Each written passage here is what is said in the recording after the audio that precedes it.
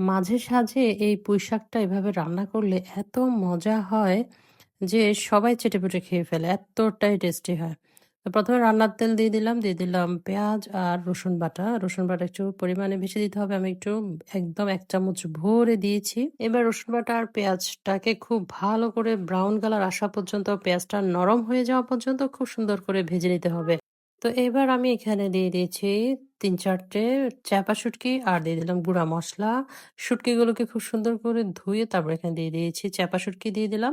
তারপরে মসলার মধ্যে দিয়ে দিলাম হলুদের গুঁড়া, মরিচের গুঁড়া, ধনিয়া, জিরা, লবণ দিয়ে এবার একটু গরম পানি দিয়ে মসলাটাকে খুব ভালো করে কষিয়ে নিচ্ছি। ৫ থেকে ৬ মিনিটের মতো এই মসলাটাকে খুব ভালো করে কষিয়ে নিয়েছি এবং পুরো পানিটা একদম শুকিয়ে যাবে, একদম মচমচে ভাজা, ভাজা হয়ে যাবে। যখন তেলটা উপরে উঠে আসবে তখনই বুঝতে হবে যে একদম মসলাটা খুব ভালো করে কষানো হয়ে গিয়েছে।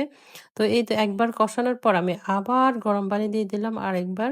এবারও আবার আগের মতো করে সুন্দর করে কষিয়ে নেব। মোট ২ বার এভাবে একদম পানি দিয়ে গরম পানি দিয়ে বারবার কষিয়ে নিতে হবে। আর শুটকিটাকে একদম ভালো করে মসলার সাথে মিশিয়ে নিতে ম্যাশ করে একদম মিশিয়ে নিতে হবে। আর এই শুটকিটা একদম নরম।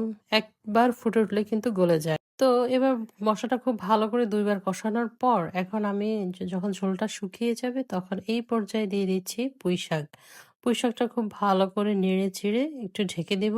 তাহলে যেন পুঁইশাক থেকে ঝোলগুলা বের হয়ে যায়। এই রান্নায় কোনো পানি ব্যবহার করব না। একদম পুঁইশাক থেকে যে ঝোলটা বের হবে ওই ঝোলেই কিন্তু একদম টানটান করে রান্না করব। তাহলে বেশি টেস্টি হয়। তো সেজন্য ঢেকে দিলাম পুঁইশাকগুলোকে। তো ঢাকনা সরিয়ে এবার আবার নেড়ে দিচ্ছি। নেড়ে দেওয়ার পর অনেক ঝোল বের হয়ে গিয়েছে। এই ঝোলেই কিন্তু পুঁইশাকটা রান্না হয়ে যাবে। একদম শুকিয়ে ফেলতে হবে এই ঝোলটা। তাহলে কিন্তু বেশি টেস্টি হয়। তো এই তো নেড়ে চেড়ে আবার কিছুক্ষণ মিডিয়াম হিটে আরো কিছুক্ষণ রান্না করে নেব। ওই মাঝে সাঝে এই পুঁইশাকটা এভাবে রান্না করে গরম ভাতের সাথে খেয়ে দেখি। আমার তো ভীষণ ভালো লাগে এটা গরম ভাতের সাথে।